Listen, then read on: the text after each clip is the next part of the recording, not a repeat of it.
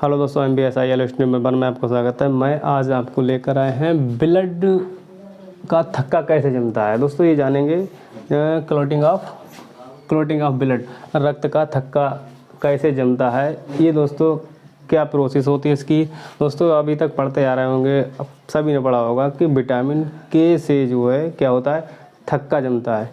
अब दोस्तों जानेंगे, दोस्तों जैसे कि देखा होगा सब, हर किसी का प्रैक्टिकली चीज़ होगी ये कि कहीं कट जाए, हाथ या पैर या उंगली जो भी कट जाए, कटने के कुछ समय के बाद उसमें क्या होता है, ब्लड का थक्का जम जाता है। मतलब थक्का जमने के बाद ब्लड जो है एक समय वह आ जाता है कि वो ब्लड जो है वह ना रुक जाता है। दोस्तों जानेंगे यही प्रक्रिया क्या कहलाती है, कैस्केडिंग प्रोसेस। इसको लगभग ब्लड जो है कटने के बाद लगभग 4 या 5 मिनट में बहना बंद हो जाता है ऑटोमेटिकली। अब वो दोस्तों कैसे होता है वो दोस्तों जानेंगे, क्या प्रोसेस है इसकी। अभी तक दोस्तों पढ़ते आ रहे हैं विटामिन के से जो है, विटामिन के से क्या होता है, ब्लड जो है ब्लड का थक्का बन जाता है। अब दोस्तों जानेंगे ब्लड जो है, ब्लड का थक्का जो है चार पार्ट में जमता है। कैसे जमता है दोस्तों, सबसे पहले क्या होता है, थ्रम्बोसाइट इसी को कहते हैं प्लेटलेट्स। देखा होगा इसी से जो है डेंगू वगैरह इसी से होता है, यही प्लेटलेट वगैरह चेक कराते हैं लोग। तो दोस्तों ये थ्रोम्बोसाइट जो है वायु के संपर्क में आ जाता है, हवा के एयर के संपर्क में आता है। उसमें क्या होता है, संपर्क में आता है तो क्या बन जाता है, थ्रम्बोप्लास्टिन जो है बन जाता है। क्या चीज़, थ्रम्बोसाइट किसके संपर्क में आया, वायु के संपर्क में आया तो क्या बना, थ्रम्बोप्लास्टिन। अब ये थ्रम्बोप्लास्टिन है, थ्रम्बोप्लास्टिन का क्या होगा, थ्रम्बोप्लास्टिन जो है कैल्शियम के साथ मिलेगा, फिर क्या करेगा, कैल्शियम के साथ मिलेगा तो प्रोथ्रोम्बिन को उत्प्रेरित करेगा। इसके साथ मिलेगा थ्रम्बोप्लास्टिन जो है कैल्शियम के साथ मिलेगा तो थ्रम्बोप्लास्टिन जो है प्रोथ्रोम्बिन को लिए क्या करेगा, मतलब कि प्रेरित करेगा। तो दोस्तों ये जो किस अवस्था में होता है, ये सुषुप्त अवस्था में होता है। सुषुप्त मतलब कि जैसे कि मतलब ये सोने की अवस्था में होता है। जब इसे ये प्रोत्साहित करता है तब ये जब जाग जाता है तब ये क्या कहलाता है, थ्रोम्बिन कहलाता है। सुषुप्त अवस्था में रहेगा तो क्या, प्रोथ्रोम्बिन, और जब जाग जाएगा तो क्या चीज़, थ्रोम्बिन बन जाएगा। फिर ये थ्रोम्बिन क्या करेगा, थ्रोम्बिन जो है तीसरी स्टेप पर आएगा। थ्रोम्बिन क्या करेगा, थ्रोम्बिन जो है फाइब्रोनेजेन जो है, इससे जो है अब ये इसे प्रोत्साहित करेगा, तब क्या बनेगा, फाइब्रिन बन जाएगा। अब एक चीज़ दोस्तों, फाइब्रिन बन जाएगा। अब फाइब्रिन क्या होगा, फाइब्रिन जो होती है एक जाली टाइप की होती है, ऐसे करके इस हिसाब से जाली टाइप की होती है। ये जाली जो है फाइब्रिन जो है बन जाएगा। फाइब्रिन बनने के बाद फिर इसमें क्या होगा, रुधिराणु में WBC, RBC और प्लेटलेट इस पर जो है इसी जाली पर आकर चिपक जाएंगे, फिर जो है ब्लड बहना बंद हो जाएगा। अब दोस्तों एक चीज़ समझते हैं, जैसे एग्जाम्पल के माध्यम से किसी भी नाली या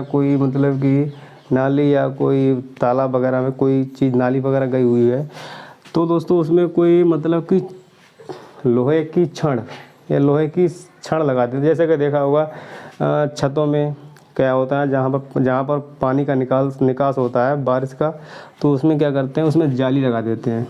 या फिर बाथरूम में देखा होगा उसमें जाली लगा देते हैं, ऐसी करके लोहे की जाली लगा देते हैं, या फिर ख़रीद कर लाते हैं वो जाली लगा देते हैं। उससे क्या होता है, उसमें जो है पानी तो मतलब कि बाहर निकल जाता है और जो बचा हुआ मटेरियल ऊपर ही रुक जाता है। ठीक वही प्रक्रिया इसमें होती है। दोस्तों ये चीज़ आप समझ चुके होंगे कि थ्रम्बोसाइट वायु के संपर्क में आएगा तो थ्रम्बोप्लास्टिन बन जाएगा। अब जब ये दोस्तों फर्स्ट स्टेप रही, फिर सेकंड स्टेप में क्या होगा, थ्रम्बोप्लास्टिन जो है कैल्शियम से साझा करेगा तो प्रोथ्रोम्बिन के लिए जगाएगा। प्रोथ्रोम्बिन के लिए जगाएगा। प्रोथ्रोम्बिन जो सुषुप्त अवस्था में होता है, अब ये जगाएगा तो ये क्या बन जाएगा, प्रोथ्रोम्बिन जो है चेंज होकर बन जाएगा थ्रोम्बिन बन जाएगा। थ्रोम्बिन बन जाएगा। थ्रोम्बिन जो है किसके साथ मिलेगा, फाइब्रोनोजेन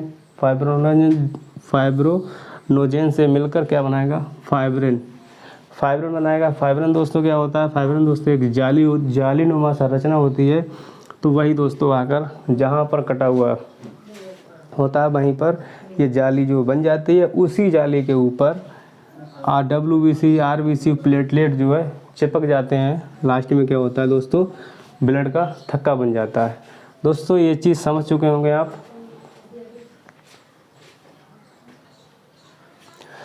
अब दोस्तों मैं अभी पढ़ रहे थे, वो पीछे वाली स्लाइड में पढ़ रहे थे कि कैसे ब्लड जमता है। अब दोस्तों ये जानेंगे, उसी में से कुछ थोड़ा समरी है ये। तो दोस्तों ब्लड को जमाने में कौन कौन से तत्व या फिर प्रोटीन या फिर रुधिराणु भाग लेते हैं। और दोस्तों रुधिराणु की बात की जाए, रुधिराणु में क्या भाग लेते हैं, रुधिराणु जो है रक्त को जमाने में थ्रोम्बोसाइट, यानी कि पढ़ रहे थे पीछे प्लेटलेट वगैरह, ये चीज़ क्या ये इसमें भाग लेती है रक्त का थक्का बनाने में। प्रोटीन की बात की जाए तो प्रोटीन में क्या, फाइब्रोनोजेन और फिर प्रोथ्रोम्बिन और फाइब्रोनोजेन, ये चीज़ दोस्तों प्रोटीन के रूप में भाग लेती है।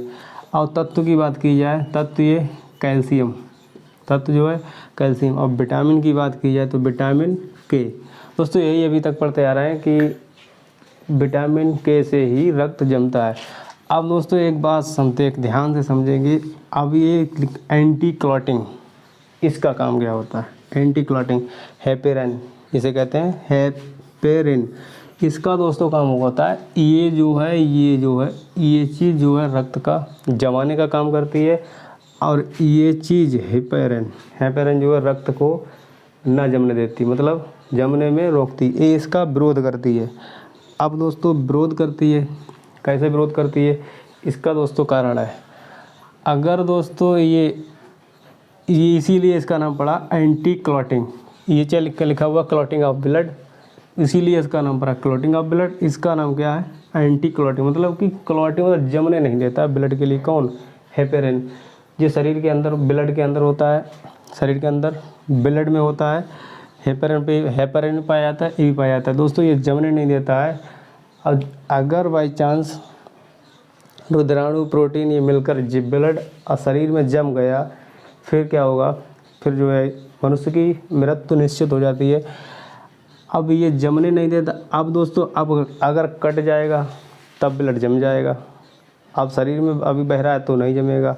उसका कारण ये है दोस्तों, इसका एक वो है दोस्तों, ये चीज़ जानेंगे कि हेपेरिन जो है वायु के संपर्क में आने पर, एयर के संपर्क में आने पर इसमें क्या होता है, ये मर जाता है। हेपेरिन जो है वायु के संपर्क में आने से ये मर जाता है। तभी जो है ये वाले चारों जो है इस पर भारी पड़ जाते हैं, ये मर जाता है। जो उसी मरे हुई जगह पर ये जो है थक्का ब्लड का जमाना स्टार्ट कर देते हैं। दोस्तों ये चीज़ आप समझे होंगे। अब दोस्तों एक चीज़ और आती है, इनका निर्माण कहाँ होता है, फाइब्रोनोजेन और फिर प्रोथ्रोम्बिन और फिर हेपेरिन, इनका निर्माण जो है होता कहाँ है, तीनों का निर्माण इनका होता है लीवर में ही, इनका निर्माण होता है। दोस्तों ये चीज़ समझे होंगे।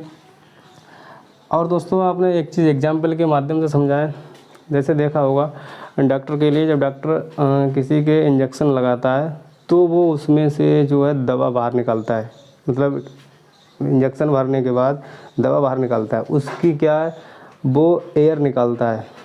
इंजेक्शन जो सिरंज होती है उसकी क्या निकलता है, एयर निकालता है। तो एयर वो इसीलिए निकालता है कि जो एयर जो है नस में ना पहुंच जाए। अगर नस में पहुंच जाएगी तो जिस जगह उसकी एयर पहुंचेगी वहाँ पर हेपेरिन होगा, उसको वो एयर ख़त्म कर देगी। ख़त्म करने के बाद फिर ये चीज़ ज़्यादा एक्टिव हो जाएगी, ये चीज़ जो है एक्टिव हो जाएगी, ये तो मर जाएगा। तो वहीं पर देखा होगा गांठ पड़ जाती है, प्रैक्टिकली चीज़ है। अब ये दोस्तों गांठ पड़ जाती है, डॉक्टर क्या कहता है, डॉक्टर यही कहता है कि वो मतलब ये जो है गर्म पानी से किसी से सेंक लेना तो ठीक हो जाएगी। दोस्तों ये चीज़ आप समझे होंगे। और दोस्तों बस आज के लिए इतना ही। Thank you. जय हिंद, जय भारत।